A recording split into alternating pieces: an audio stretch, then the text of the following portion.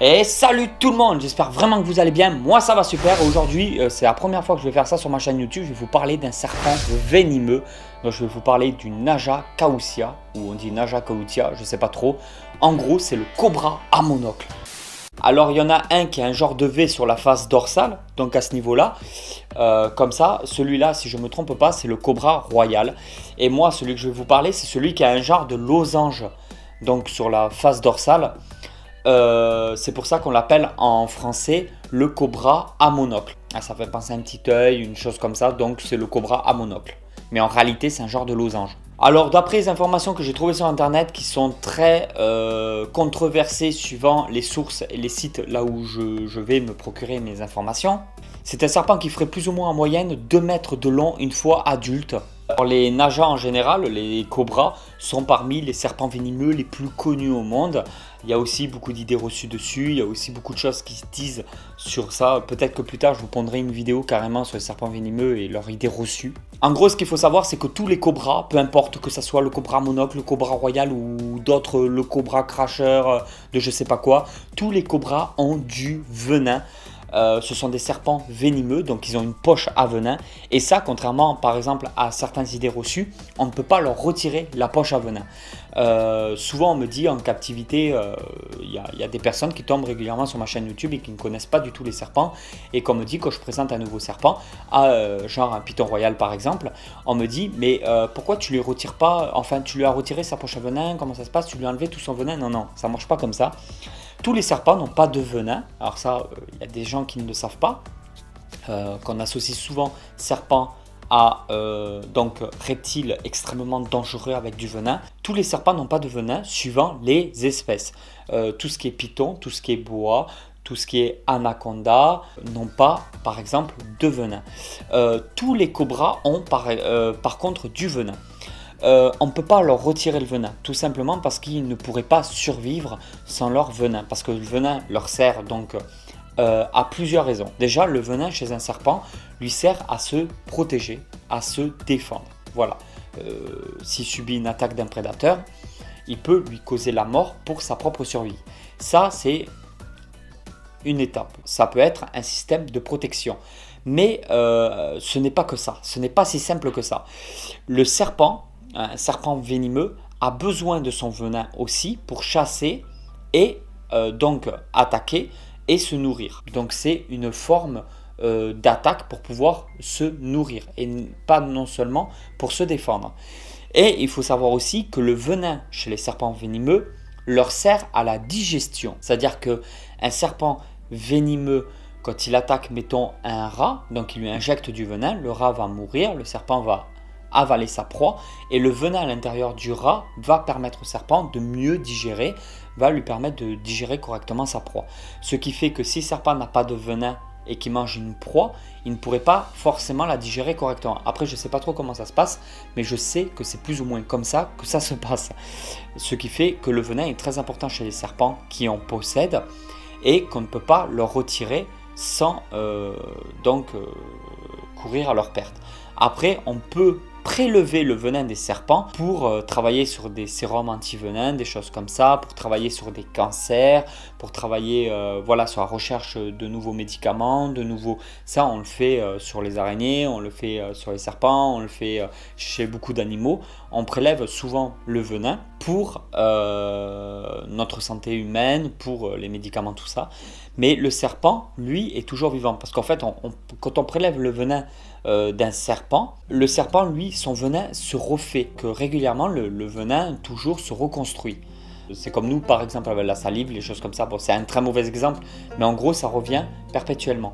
Par contre, si on devait retirer les glandes à venin du serpent, lui retirer ses poches à venin, là, par contre, ne cherchez pas, le serpent ne pourrait pas survivre s'il serait incapable de refaire son venin. Il n'y a pas de terme scientifique dans tout ça, mais j'espère que vous m'avez compris. Le cobra est dans l'incapacité aussi, d'après ce que j'ai compris, de pouvoir mordre au-dessus de sa tête. C'est-à-dire que quand vous voyez un crotal, si le crotal se situe, la tête du crotal se situe ici, si vous l'attaquez par-dessus, il serait capable en fait de se lever ou de retourner sa tête. Il serait capable en fait en levant sa tête de vous mordre. Par contre le cobra, il n'a pas cette faculté là. C'est-à-dire que le cobra en fait, quand il se dresse, il est comme ça, la tête dans ce sens-là. Et si vous voyez des vidéos et tout sur les cobras, quand il mord, c'est toujours comme ça. Le cobra est incapable en fait de mordre dans ce sens-là. C'est pour ça qu'en fait il y a certaines personnes qui s'amusent à leur toucher le bout de la tête, vraiment derrière, parce que le serpent il est comme ça, il s'amuse à toucher ici. Et le serpent en fait est dans l'incapacité de mordre dessus. Je vous conseille vraiment pas de le faire, c'est hyper risqué, c'est très dangereux. Je dis juste qu'il y en a qui s'amusent à le faire dans certains pays, c'est dans leur culture, j'en sais rien. Vous amusez pas à ça. Si vous croisez un serpent dans la nature, que ce soit en France ou à l'étranger, déjà vous amusez pas à aller le manipuler ou quoi que ce soit. Observez toujours de loin et avec les yeux.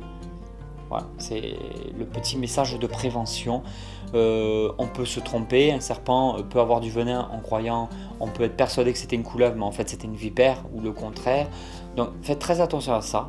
N'embêtez pas les reptiles de la nature, ça peut être dangereux pour vous ou pour l'animal. Alors, si on se fait mordre par un cobra, que se passe-t-il? Alors, suivant le cobra, le venin n'est pas pareil, suivant l'espèce, suivant la sous-espèce, le venin n'est pas exactement toujours le même.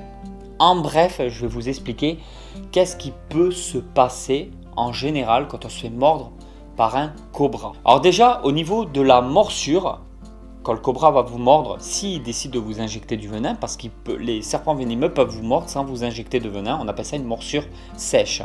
Bon, admettons, il vous mord, vous l'avez emmerdé ou il vous a attaqué, je ne sais pas. Le serpent vous mord, il vous injecte une dose de venin, il se retire, il se barre. Ce qui va se passer, c'est que dans un premier temps, vous allez avoir je vous parle de ça dans un premier temps, les premières secondes, vous allez avoir un œdème qui va très très vite se former. Votre main va enfler, il y a des nécroses qui pourraient aussi, pas obligatoirement, mais c'est possible que des nécroses se forment. Alors survient très rapidement une sorte de paralysie au niveau de certaines parties du corps. Ça commence par les jambes, elles commencent à se paralyser petit à petit. La nuque peut commencer à se paralyser, le cou aussi. Votre mâchoire inférieure va se mettre à pendre. Vous n'aurez plus accès à la mâchoire inférieure, donc elle va se mettre à pendre comme ça. La langue risque aussi de tomber, donc sur un des côtés, sûrement comme ça. Et ensuite, il y a de la bave qui risque de couler de plus en plus. Vous allez beaucoup saliver et vous serez dans l'incapacité de avaler votre salive. Donc vous allez vous mettre à baver avec la mâchoire qui retombe et la langue sur le côté. Imaginez un peu le truc. Je ne vais pas me mettre non plus à baver pour la vidéo. Forcément, si vous commencez à avoir une paralysie au niveau de la nuque et du cou, vous allez commencer à avoir de plus en plus de mal à vous exprimer. Ça va même peut-être devenir impossible de pouvoir communiquer avec quelqu'un en essayant de parler. Et au bout d'une vingtaine de minutes ou d'une demi-heure, c'est possible aussi que vous vous mettez à vomir du sang.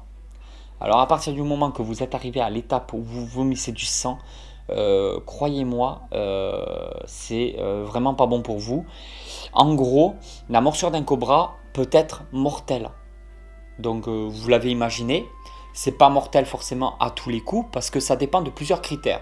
Déjà, quand un cobra vous mord, comme je vous l'avais dit, il peut vous faire une morsure sèche. Donc si vous injectez pas de venin, vous n'allez pas mourir.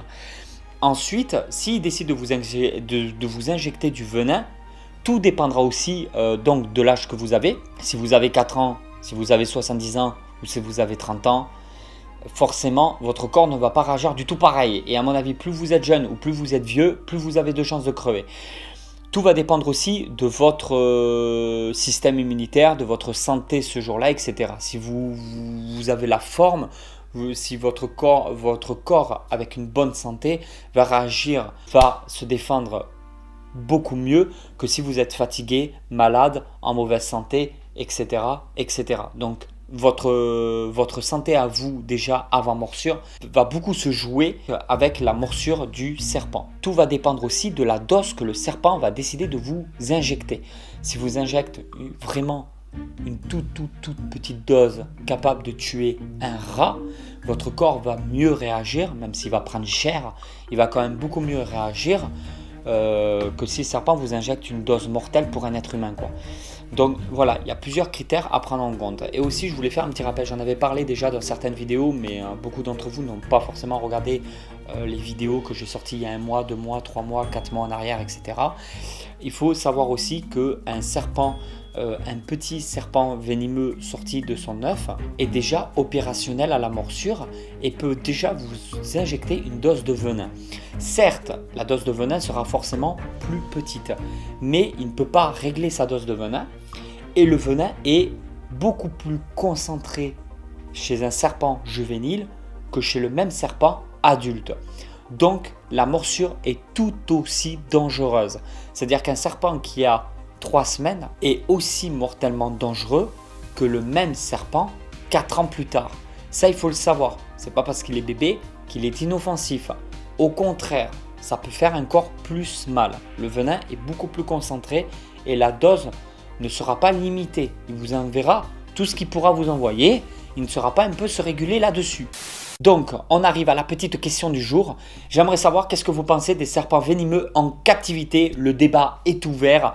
Explosez tout dans les commentaires. J'aimerais savoir si pour vous, que pensez-vous des gens qui maintiennent du venimeux en captivité? Est-ce que pour vous, c'est trop de danger et ça vaut vraiment pas le coup d'avoir ça en captivité?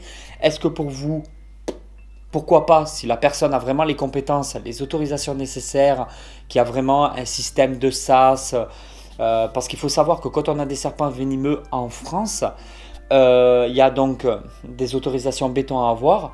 Il y a donc une pièce à avoir entièrement fermée, souvent avec sas de sécurité, code d'accès, caméra, H24 à l'intérieur, etc. C'est vraiment hyper sécurisé. Donc vous, dites-moi en commentaire ce que vous pensez des gens qui ont des venimeux en captivité. Soyez toujours polis dans vos commentaires, soyez toujours respectueux. Je vous demande un point de vue, je ne vous demande pas de vous assassiner entre vous. Je veux vos avis là-dessus. Moi personnellement, je n'aurai jamais de venimeux, d'animaux venimeux en captivité. Déjà parce qu'il faut des autorisations béton que je serai peut-être jamais capable d'avoir. Ensuite, je vis en appartement, donc voilà, c'est un choix aussi. Et surtout, je vis en famille, donc il n'y a pas de risque zéro. J'ai des enfants, donc pas d'animaux potentiellement dangereux chez moi avec des enfants. Certificat de capacité et autorisation d'ouverture d'établissement acquis ou pas. Je ne veux pas chez moi d'animaux potentiellement dangereux avec des enfants. Par contre, si j'aurais vécu seul, donc pas d'enfant, pas de femme, je serais seul chez moi, j'aurais peut-être passé toutes les autorisations nécessaires pour avoir des animaux dangereux. C'est un choix personnel que j'aurais peut-être fait en ayant vécu d'une manière différente. Mais j'ai décidé d'opter pour la petite famille avec les petits-enfants et éviter derrière donc d'avoir des animaux dangereux. Je suis avec mes petits Aganthosauria capra, mes petits poissons, quelques pitons réjus, des choses comme ça.